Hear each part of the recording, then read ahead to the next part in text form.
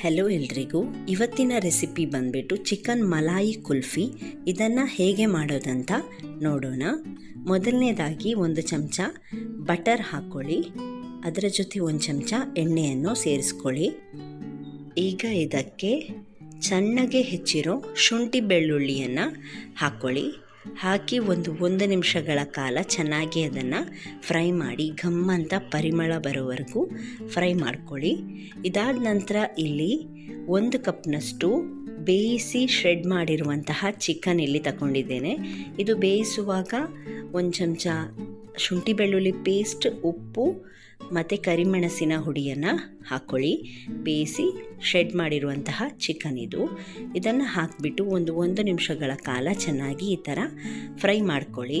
ಇದಾದ ನಂತರ ಅರ್ಧ ಕ್ಯಾಪ್ಸಿಕಮನ್ನು ಸಣ್ಣದಾಗಿ ಕಟ್ ಮಾಡಿ ಇಲ್ಲಿ ಹಾಕ್ಕೊಂಡಿದ್ದೇನೆ. ಇದನ್ನು ಸಹ ಅಷ್ಟೇ 1 ನಿಮಿಷಗಳ ಕಾಲ ಚೆನ್ನಾಗಿ ಈ ಥರ ಮಿಕ್ಸ್ ಮಾಡ್ಕೊಳ್ಳಿ. ಇದಾದ ನಂತರ ರುಚಿಗೆ ತಕ್ಕಷ್ಟು ಉಪ್ಪನ್ನು ಇಲ್ಲಿ ಹಾಕ್ಕೊಳ್ಳಿ.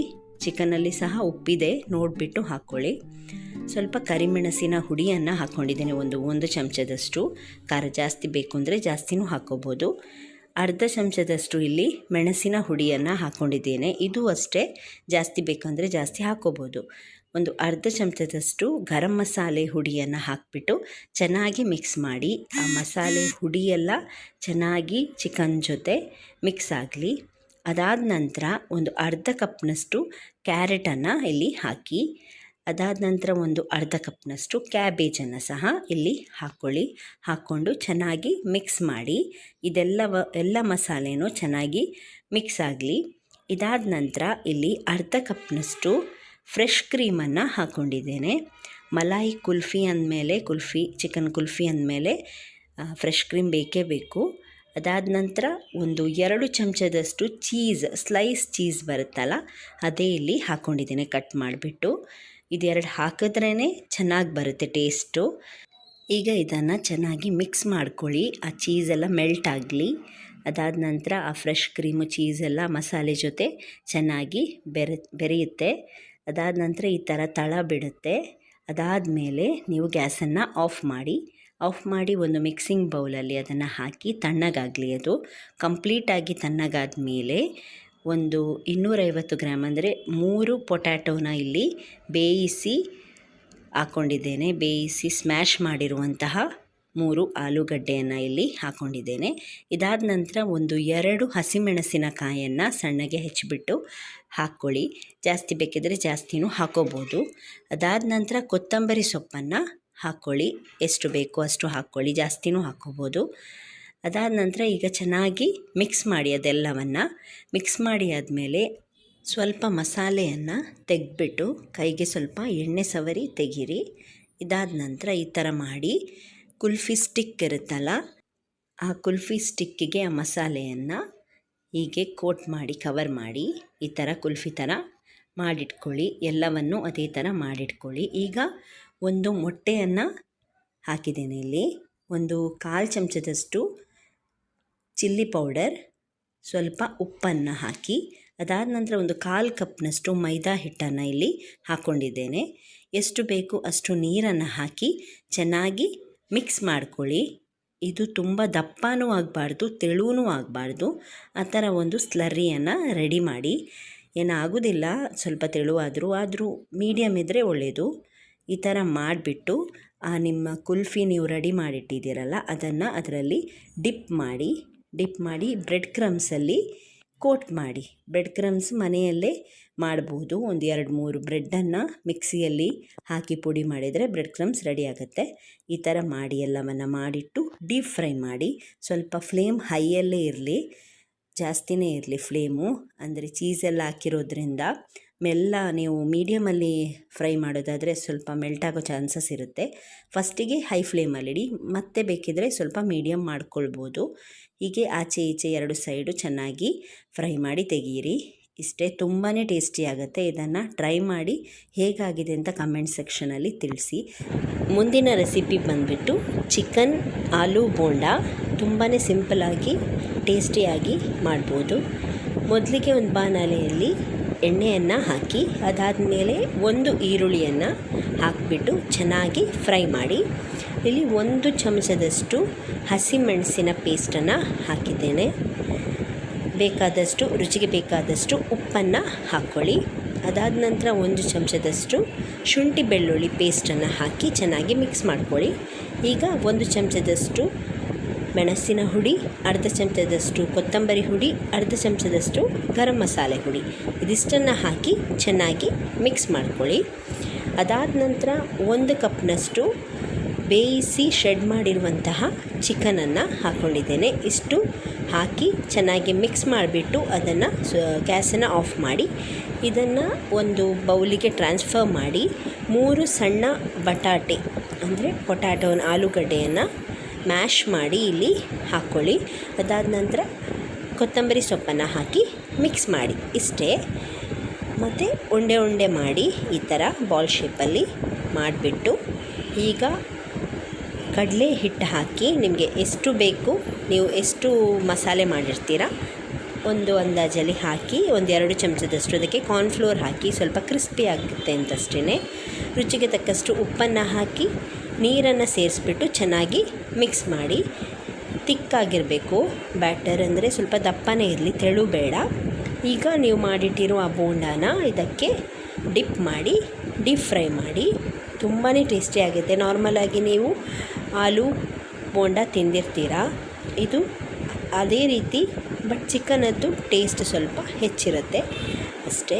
ಒಮ್ಮೆ ಟ್ರೈ ಮಾಡಿ ಹೇಗಾಗಿದೆ ಅಂತ ತಿಳಿಸಿ. ಮುಂದಿನ ರೆಸಿಪಿ ಬಂದುಬಿಟ್ಟು ಪಂಜಾಬಿ ಚಿಕನ್ ಸಮೋಸ. ಇದನ್ನು ಹೇಗೆ ಮಾಡೋದಂದರೆ, ಮೊದಲಿಗೆ 1 ಕಪ್ ಮೈದಾ ಹಿಟ್ಟನ್ನು ಹಾಕ್ಕೊಳ್ಳಿ. ಅದಾದ ನಂತರ ರುಚಿಗೆ ಎಷ್ಟು ಬೇಕು ಅಷ್ಟು ಉಪ್ಪನ್ನು ಹಾಕಿಬಿಟ್ಟು ನಿಮಗೆ ಬೇಕಾದಷ್ಟು ನೀರನ್ನು ಸೇರಿಸ್ಬಿಟ್ಟು ಚಪಾತಿ ಹಿಟ್ಟಿನ ಹದಕ್ಕೆ ಅದನ್ನು ಕಲಸಿಡಿ. ಈಗ ಒಂದು ಬಾಣಲೆಯಲ್ಲಿ ಎಣ್ಣೆ ಹಾಕ್ಕೊಳ್ಳಿ. ಅದಾದ ನಂತರ ಕರಿಬೇವಿನ ಎಳೆ, ಶುಂಠಿ ಬೆಳ್ಳುಳ್ಳಿ ಸಣ್ಣಗೆ ಹೆಚ್ಚಿ ಇದಕ್ಕೆ ಹಾಕ್ಕೊಳ್ಳಿ. ಒಂದು ನಿಮಿಷದಷ್ಟು ಫ್ರೈ ಮಾಡಿ. ಅದಾದ ನಂತರ 2 ಈರುಳ್ಳಿಯನ್ನು ಹಾಕ್ಕೊಳ್ಳಿ, ಅದು ಕೂಡ ಹಾಗೆಯೇ ಫ್ರೈ ಮಾಡ್ಕೊಳ್ಳಿ. ಈಗ ರುಚಿಗೆ ತಕ್ಕಷ್ಟು ಉಪ್ಪನ್ನು ಹಾಕ್ಕೊಳ್ಳಿ. ಅದಾದ ನಂತರ ಸ್ವಲ್ಪ ಹೊತ್ತು ಹೀಗೆ ಫ್ರೈ ಮಾಡಿ ಬೇಯಿಸಿ ಶ್ರೆಡ್ ಮಾಡಿರುವಂತಹ ಚಿಕನ್ ಹಾಕ್ಕೊಳ್ಳಿ. ಎಷ್ಟು ಬೇಕೋ ಅಷ್ಟು ಹಾಕ್ಕೊಳ್ಬೋದು. ಇಲ್ಲಿ ಅರ್ಧ ಕಪ್ನಷ್ಟು ಹಾಕಿದ್ದೇನೆ. 1/4 ಚಮಚದಷ್ಟು ಅರಿಶಿನ ಹುಡಿ, 1 ಚಮಚದಷ್ಟು ಮೆಣಸಿನ ಹುಡಿ, ಅರ್ಧ ಚಮಚದಷ್ಟು ಗರಂ ಮಸಾಲೆ ಹುಡಿ, ಅದನ್ನು ಹಾಕಿ ಅರ್ಧ ಕಪ್ನಷ್ಟು ಬೇಯಿಸಿರೋ ಬಟಾಣಿಯನ್ನು ಇಲ್ಲಿ ಹಾಕ್ಕೊಂಡಿದ್ದೇನೆ. ಅದಾದ ನಂತರ 3 ಬೇಯಿಸಿರೋ ಆಲೂಗಡ್ಡೆಯನ್ನು ಹಾಕಿ ಚೆನ್ನಾಗಿ ಮಿಕ್ಸ್ ಮಾಡಿ ಈ ಥರ. ಇದಾದ ನಂತರ ಕೊತ್ತಂಬರಿ ಸೊಪ್ಪನ್ನು ಹಾಕಿಟ್ರೆ ಮಸಾಲ ರೆಡಿ ಆಯಿತು. ಈಗ ನೀವು ಮಾಡಿಟ್ಟಿರೋ ಚಪಾತಿ ಹಿಟ್ಟನ್ನು ಇದೇ ರೀತಿ ನಾನು ಹೇಗೆ ವಿಡಿಯೋದಲ್ಲಿ ತೋರಿಸಿದ್ದೇನೋ ಆ ರೀತಿಯಲ್ಲಿ ಫೋಲ್ಡ್ ಮಾಡಿ ಈ ಥರ ಸೈಡನ್ನು ಮಸಾಲೆ ತುಂಬಿಸಿ ಈ ಥರ ಸೈಡನ್ನು ಸೀಲ್ ಮಾಡಿದ್ರೆ ಪಂಜಾಬಿ ಸಮೋಸ ರೆಡಿಯಾಗುತ್ತೆ. ತುಂಬಾ ಟೇಸ್ಟಿಯಾಗುತ್ತೆ. ಒಮ್ಮೆ ಟ್ರೈ ಮಾಡಿ. ವಿಡಿಯೋನ ಲೈಕ್, ಶೇರ್ ಹಾಗೂ ಸಬ್ಸ್ಕ್ರೈಬ್ ಮಾಡೋದನ್ನು ದಯವಿಟ್ಟು ಮರಿಬೇಡಿ. ಈಗ ಮುಂದಿನ ರೆಸಿಪಿ. ಇವತ್ತಿನ ರೆಸಿಪಿ ಬಂದುಬಿಟ್ಟು ಪರ್ಫೆಕ್ಟಾಗಿ ಚಿಕನ್ ಕಟ್ಲೆಟ್ಸ್ನ ಹೇಗೆ ಮಾಡೋದಂತ ಹೇಳಿಕೊಡ್ತೇನೆ. ಮೊದಲನೇದಾಗಿ 2-3 ಚಮಚ ಎಣ್ಣೆಯನ್ನು ಹಾಕ್ಕೊಳ್ಳಿ. ಅದಾದ ನಂತರ ಕರಿಬೇವಿನ ಎಲೆಯನ್ನು ಹಾಕ್ಕೊಳ್ಳಿ. ಅದಾದ ನಂತರ ಸಣ್ಣಗೆ ಗ್ರೇಟ್ ಮಾಡಿರೋ ಶುಂಠಿ ಬೆಳ್ಳುಳ್ಳಿಯನ್ನು ಹಾಕ್ಕೊಳ್ಳಿ. ಅದು ಸ್ವಲ್ಪ ಚೆನ್ನಾಗಿ ಫ್ರೈ ಆಗಲಿ ಎಣ್ಣೆಯಲ್ಲೇ, ಆಗ ಘಮ್ಮ ಅಂತ ಪರಿಮಳ ಬರುತ್ತೆ. ಸ್ವಲ್ಪ ಫ್ರೈ ಆದ್ರೇ ಟೇಸ್ಟಿ ಆಗುತ್ತೆ. ಈಗ 2-3 ಹಸಿಮೆಣಸಿನಕಾಯನ್ನು ತಗೊಂಡಿದ್ದೇನೆ. ಖಾರ ಜಾಸ್ತಿ ಬೇಕು ಅಂದರೆ ಜಾಸ್ತಿನೂ ತಗೊಳ್ಬೋದು. 2 ಈರುಳ್ಳಿಯನ್ನು ಸಣ್ಣಗೆ ಕಟ್ ಮಾಡಿ ಇಲ್ಲಿ ಹಾಕ್ಕೊಂಡಿದ್ದೇನೆ. ತುಂಬ ಸಣ್ಣಗೆ ಕಟ್ ಮಾಡಿ ಈರುಳ್ಳಿನ. ಇದಾದ ನಂತರ ಇದನ್ನು ಸ್ವಲ್ಪ ಈ ಥರ ಫ್ರೈ ಮಾಡ್ಕೊಳ್ಳಿ. ಅದಾದ ನಂತರ ರುಚಿಗೆ ಎಷ್ಟು ಬೇಕು ಅಷ್ಟು ಉಪ್ಪನ್ನು ಇಲ್ಲಿ ಹಾಕ್ಕೊಳ್ಳಿ. ಹಾಕಿ ಪುನಃ ಸ್ವಲ್ಪ ಫ್ರೈ ಮಾಡ್ಕೊಳ್ಳಿ. ತುಂಬ ಜಾಸ್ತಿ ಫ್ರೈ ಮಾಡೋದೇನು ಬೇಕಾಗಿಲ್ಲ, ತುಂಬ ಕಂದು ಬಣ್ಣ ಏನು ಬರಬೇಕು ಅಂತೇನಿಲ್ಲ. ಈಗ ಇಲ್ಲಿ 3 ಆಲೂಗಡ್ಡೆಯನ್ನು ಬೇಯಿಸಿಟ್ಟಿದ್ದೇನೆ. ಅಂದರೆ 1 ಆಲೂಗಡ್ಡೆಯನ್ನು 2 ಕಟ್ ಮಾಡಿ 2 ವಿಸಿಲನ್ನು ಇಲ್ಲಿ ಬೇಯಿಸಿಟ್ಟಿದ್ದೇನೆ. ಇದನ್ನು ಚೆನ್ನಾಗಿ ಸ್ಮ್ಯಾಶ್ ಮಾಡ್ಕೊಳ್ಳಿ.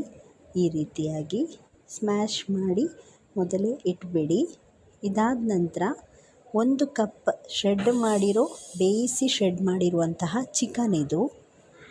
ಇಲ್ಲಿ ಬೇಯಿಸುವಾಗ ಚಿಕನನ್ನು ನಾನು ಅರಿಶಿನ ಹುಡಿ ಮತ್ತು ಪೆಪ್ಪರ್ ಹಾಕಿ ಬೇಯಿಸಿದ್ದೆ.